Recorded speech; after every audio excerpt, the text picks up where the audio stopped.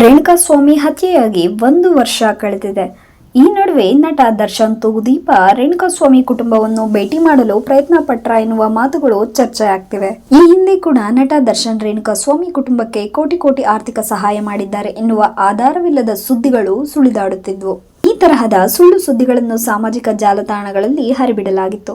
ಇದೀಗ ಈ ಬಗ್ಗೆ ಪ್ರತಿಕ್ರಿಯೆ ನೀಡಿರುವ ರೇಣುಕಾಸ್ವಾಮಿ ತಂದೆ ಕಾಶಿನಾಥಯ್ಯ, ದರ್ಶನ್ ಜೈಲಿನಿಂದ ಬಂದ ನಂತರ ನಿಮ್ಮ ಕುಟುಂಬವನ್ನ ಭೇಟಿಯಾಗಿದ್ದಾರಾ ಎಂಬ ಪ್ರಶ್ನೆಗೆ ಇಲ್ಲ, ನಮ್ಮನ್ನು ಯಾರೂ ಸಂಪರ್ಕ ಮಾಡಿಲ್ಲ, ನಾವು ಯಾರನ್ನೂ ಕೂಡ ಸಂಪರ್ಕ ಮಾಡೋಕೆ ಹೋಗಿಲ್ಲ ಅಂತ ಸ್ಪಷ್ಟಪಡಿಸಿದ್ದಾರೆ. ದರ್ಶನ್ ನಮ್ಮನ್ನ ಭೇಟಿ ಮಾಡ್ತಾರಾ ಅನ್ನೋ ನಂಬಿಕೆ ಕೂಡ ಇಲ್ಲ ಎಂದಿರುವ ಕಾಶಿನಾಥಯ್ಯ, ಬರೋದಿದ್ರೆ ಇಷ್ಟೊತ್ತಿಗೆ ಬರ್ಬೇಕಿತ್ತು ಅಂತ ಹೇಳಿದ್ದಾರೆ. ಒಂದು ವೇಳೆ ದರ್ಶನ್ ಭೇಟಿ ಮಾಡಿದ್ರೆ ಏನ್ ಮಾಡ್ತೀರಾ ಎನ್ನುವ ಪ್ರಶ್ನೆಗೆ ಕೂಡ ಉತ್ತರಿಸಿರುವ ಅವರು, ದರ್ಶನ್ ಭೇಟಿ ಸಂಧಾನದ ಬಗ್ಗೆ ನಮ್ಮ ಹಿರಿಯರು ಇದ್ದಾರೆ, ಅವರು ತೀರ್ಮಾನ ಮಾಡ್ತಾರೆ, ನಮ್ಮ ಹಿರಿಯರ ಮಾತಿಗೆ ಬದ್ಧರಾಗಿರ್ತೇವೆ ಎಂದಿದ್ದಾರೆ. ಇವರ ಮಾತಿನ ಅರ್ಥ, ಒಂದು ವೇಳೆ ಅವರ ಸಂಬಂಧಿಗಳು ಹಿರಿಯರು ಸಂಧಾನ ಮಾಡಿಕೊಳ್ಳಲು ಸಲಹೆ ನೀಡಿದರೆ ಇದಕ್ಕೆ ರೇಣುಕಾಸ್ವಾಮಿ ಕುಟುಂಬ ಒಪ್ಪುವ ಸಾಧ್ಯತೆ ಕೂಡ ಇದೆ. ಆದ್ರೆ ಇದರ ಜೊತೆಗೆ ಆರೋಪಿಗಳಿಗೆ ಶಿಕ್ಷೆ ಆಗ್ಬೇಕು. ಕೊಲೆ ಪ್ರಕರಣ ವಿಶೇಷ ಇರೋದ್ರಿಂದ ಕಾನೂನು ತಕ್ಕ ಶಿಕ್ಷೆ ನೀಡಬೇಕು, ನ್ಯಾಯಾಲಯ ಸರಿಯಾದ ತೀರ್ಮಾನ ತೆಗೆದುಕೊಳ್ಳಬೇಕು ಅಂತ ರೇಣುಕಾಸ್ವಾಮಿ ತಂದೆ ಮಾಧ್ಯಮಗಳ ಮುಂದೆ ಹೇಳಿಕೊಂಡಿದ್ದಾರೆ. ಪುತ್ರ ಶೋಕಂ ನಿರಂತರಂ ಎಂಬಂತೆ ಮಗನ ಸಾವಿನ ನೋವು ನಿರಂತರವಾಗಿ ಕಾಡುತ್ತಿದೆ ಅಂತ ಮೃತ ರೇಣುಕಾಸ್ವಾಮಿ ತಂದೆ ಕಾಶಿನಾಥಯ್ಯ ತಮ್ಮ ನೋವು ತೋಡಿಕೊಂಡಿದ್ದಾರೆ. ಮೊಮ್ಮಗನ ಆರೈಕೆ ಆಟ ಪಾಠದಲ್ಲಿ ನೋವನ್ನು ಮರೆಯುತ್ತಿದ್ದೇವೆ ಎಂದಿದ್ದಾರೆ. ನಟ ದರ್ಶನ್ ಅವರಿಗೆ ಸಿನಿಮಾ ಚಿತ್ರೀಕರಣಕ್ಕೆ ಅವಕಾಶ ನೀಡಿರುವ ಕುರಿತು ಮಾತನಾಡಿದ ಅವರು, ಅದೆಲ್ಲ ಕಾನೂನು ವಿಚಾರ, ಕಾನೂನು ಒಂದು ಕ್ರಮ ಕೈಗೊಳ್ಳುತ್ತದೆ. ಮಗನ ಕೊಲೆ ಮಾಡಿದವರಿಗೆ ತಕ್ಕ ಶಿಕ್ಷೆ ಆಗಬೇಕು. ಸರ್ಕಾರ ಕೋರ್ಟ್ ಮೇಲೆ ನಂಬಿಕೆ ಇದ್ದು ಕ್ರಮ ಆಗುತ್ತದೆ ಎಂದುಕೊಂಡಿದ್ದೇವೆ. ಈವರೆಗೂ ನಟ ದರ್ಶನ್ ನಮ್ಮನ್ನು ಸಂಪರ್ಕಿಸಿಲ್ಲ, ನಾವು ಕೂಡ ಯಾವುದೇ ರೀತಿಯ ರಾಜಿ ಪಂಚಾಯಿತಿಗೆ ಯತ್ನಿಸಿಲ್ಲ. ಒಂದು ವೇಳೆ ಆ ಸಂದರ್ಭ ಬಂದರೆ ನಮ್ಮ ಸಮಾಜದ ಮುಖಂಡರು ನಿರ್ಧರಿಸುತ್ತಾರೆ. ಆದ್ರೆ ನನ್ನ ಮಗನ ಕೊಲೆ ಮಾಡಿದವರಿಗೆ ತಕ್ಕ ಶಿಕ್ಷೆ ಆಗಬೇಕು. ಸೊಸೆ ಮೊಮ್ಮಗನ ಜೀವನಕ್ಕೆ ಸರ್ಕಾರ ಅನುಕೂಲ ಮಾಡಿಕೊಡಲಿ ಎಂದು ಮನವಿ ಮಾಡಿಕೊಂಡಿದ್ದಾರೆ. ಮಗನನ್ನು ಕಳೆದುಕೊಂಡು 1 ವರ್ಷವಾಗಿದೆ, ದುಃಖದಲ್ಲಿದ್ದೇವೆ. ಆ ನೋವನ್ನು ಮರೆಯಲು ಇಂದಿಗೂ ಆಗುತ್ತಿಲ್ಲ. ಸರ್ಕಾರ ನನ್ನ ಸೊಸೆಯ ಭವಿಷ್ಯಕ್ಕೆ ಒಂದು ಆಧಾರ ನೀಡಬೇಕು ಎಂದು ರೇಣುಕಾಸ್ವಾಮಿ ತಾಯಿ ರತ್ನಪ್ರಭಾ ಸರ್ಕಾರಕ್ಕೆ ಮನವಿ ಮಾಡಿದ್ದಾರೆ. ಸೊಸೆಗೆ 26 ವರ್ಷ, ಹಾಗಾಗಿ ನೌಕರಿ ಕೊಡಲು ಕಾನೂನಿನಲ್ಲಿ ಅವಕಾಶ ಇಲ್ಲ ಅಂದಿದ್ದಾರೆ. ಮಾನವೀಯ ನೆಲೆಗಟ್ಟಿನಲ್ಲಿ ಅವಕಾಶ ನೀಡಬೇಕು. ಮಗುವನ್ನು ನೋಡಿದರೆ ನಮಗೆ ತುಂಬಾ ದುಃಖ ಅನಿಸುತ್ತೆ. ರೇಣುಕಾಸ್ವಾಮಿ ಪತ್ನಿ ಸಹ ಜೀವನಕ್ಕೆ ಒಂದು ದಾರಿ ಮಾಡಬೇಕು ಅಂತ ರೇಣುಕಾಸ್ವಾಮಿ ಹೆತ್ತವರು ಹೇಳಿಕೊಂಡಿದ್ದಾರೆ. ರೇಣುಕಾಸ್ವಾಮಿ ತಾಯಿ ರತ್ನಪ್ರಭಾ ಅವರು ದುಃಖ ತುಂಬಿದ ಮನಸ್ಸಿನಿಂದ ಕಣ್ಣೀರು ಹಾಕಿದ್ದಾರೆ.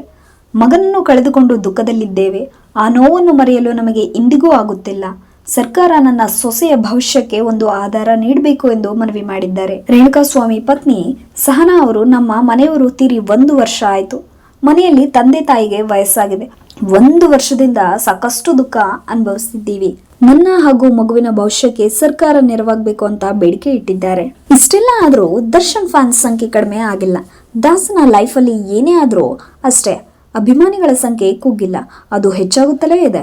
ಅವರ ಮುಂದಿನ ಸಿನಿಮಾ ದಿ ಡೆವಿಲ್ಗಾಗಿ ಅವರ ಫ್ಯಾನ್ಸ್ ತುದಿಗಾಲಲ್ಲಿ ಕಾಯ್ತಿದ್ದಾರೆ. ಡೆವಿಲ್ ಈಗಾಗಲೇ ಮಾತಿನ ಭಾಗದ ಚಿತ್ರೀಕರಣ ಮುಕ್ತಾಯ ಮಾಡಿದೆ. ಇನ್ನು ಕೇವಲ ಹಾಡುಗಳು ಮತ್ತು ಆಕ್ಷನ್ ಸನ್ನಿವೇಶಗಳ ಚಿತ್ರೀಕರಣ ಬಾಕಿ ಇದೆ. ದರ್ಶನ್ ಅವರಿಗೆ ಬೆನ್ನು ನೋವು ಇದ್ದ ಕಾರಣ ಇದುವರೆಗೂ ಮಾತಿನ ಭಾಗದ ಚಿತ್ರೀಕರಣಕ್ಕೆ ಮಾತ್ರ ನಿರ್ದೇಶಕ ಪ್ರಕಾಶ್ ಆದ್ಯತೆ ನೀಡಿದ್ರು. ಇದೀಗ ದರ್ಶನ್ ಕೊಂಚ ಸುಧಾರಿಸಿಕೊಂಡಿದ್ದು ಇನ್ಮುಂದೆ ಸಾಹಸ ದೃಶ್ಯಗಳಲ್ಲಿ ನಟಿಸಲಿದ್ದಾರೆ. ಈ ಚಿತ್ರ ದಸರಾ ಅಥವಾ ಅದಕ್ಕಿಂತಲೂ ಮೊದಲೇ ಬಿಡುಗಡೆ ಆಗುವ ನಿರೀಕ್ಷೆ ಇದೆ. ಒಟ್ಟಾರೆ ಚಿತ್ರದುರ್ಗದ ರೇಣುಕಾಸ್ವಾಮಿ ಕೊಲೆಯಾಗಿ ಜೂನ್ 8ಕ್ಕೆ ಬರೋಬ್ಬರಿ 1 ವರ್ಷಗಳಾಗಿವೆ. ಸದ್ಯ ಪ್ರಕರಣವು ವಿಚಾರಣಾ ಹಂತದಲ್ಲಿಯೇ ಇದ್ದು ನಟ ದರ್ಶನ್ ತೂಗುದೀಪ, ಪವಿತ್ರ ಗೌಡ ಸೇರಿ ಪ್ರಕರಣ ಎಲ್ಲ 17 ಆರೋಪಿಗಳು ಜಾಮೀನಿನ ಮೇಲೆ ಹೊರಗಿದ್ದಾರೆ. ರೇಣುಕಾಸ್ವಾಮಿ ಅವರು ನಟಿ ಪವಿತ್ರ ಗೌಡ ಅವರಿಗೆ ಅಶ್ಲೀಲ ಮೆಸೇಜ್ ಮಾಡಿದ್ರು. ಈ ಕಾರಣಕ್ಕೆ ಪವಿತ್ರ ಗೌಡ ಅವರ ಆಪ್ತರಾಗಿದ್ದ ನಟ ದರ್ಶನ್ ಮತ್ತು ಗ್ಯಾಂಗ್ ಜೂನ್ 8ರಂದು ರೇಣುಕಾಸ್ವಾಮಿ ಅವರನ್ನ ಅಪಹರಣ ಮಾಡಿ ಅದೇ ದಿನ ರಾತ್ರಿ ಬೆಂಗಳೂರಿಗೆ ಕರೆತಂದು ಪಟ್ಟಣಗೆರೆ ಶೆಡ್ನಲ್ಲಿ ಭೀಕರ ಹಲ್ಲೆ ಮಾಡಿತು ಎನ್ನುವ ಆರೋಪವಿದೆ. ಮೃತದೇಹವನ್ನು ಸುಮನಹಳ್ಳಿ ಅಪಾರ್ಟ್ಮೆಂಟ್ ಒಂದರ ಸಮೀಪದ ರಾಜಕಾಲುವೆ ಬಳಿ ಎಸೆಯಲಾಗಿತ್ತು. 3 ದಿನಗಳ ಬಳಿಕ ಕೊಲೆ ಎಂದು ಪತ್ತೆಯಾಗಿ ನಟ ದರ್ಶನ್ ಸೇರಿದಂತೆ ಇತರೆ ಆರೋಪಿಗಳ ಬಂಧನವಾಗಿತ್ತು. ಸದ್ಯ ಕೊಲೆ ಕೇಸ್ ವಿಚಾರಣೆಯು ಬೆಂಗಳೂರು ನಗರದ CCH 57ನೇ ನ್ಯಾಯಾಲಯದಲ್ಲಿ ನಡೆಯುತ್ತಿದೆ. ಇತ್ತೀಚೆಗೆ ನಟ ದರ್ಶನ್ ಹಾಗೂ ಪವಿತ್ರ ಗೌಡ ಅವರು ಕೋರ್ಟ್ಗೆ ಹಾಜರಾಗಿದ್ರು. ಕೆಲ ಆರೋಪಿಗಳು ಕೋರ್ಟ್ಗೆ ಗೈರಾಗುತ್ತಿರುವುದರಿಂದ ಎಚ್ಚರಿಕೆ ನೀಡಲಾಗಿದ್ದು ಕಡ್ಡಾಯ ಹಾಜರಾಗುವಂತೆ ಸೂಚಿಸಲಾಗಿದೆ. ಜುಲೈ 10ರಂದು ಮುಂದಿನ ವಿಚಾರಣೆ ಇದೆ. ಪರ ವಿರೋಧ ಆಲಿಸಿ ವಿಚಾರಣೆ ಪೂರ್ಣಗೊಳ್ಳಲು ಇನ್ನು ಕೆಲ ತಿಂಗಳುಗಳು ಬೇಕಿದೆ.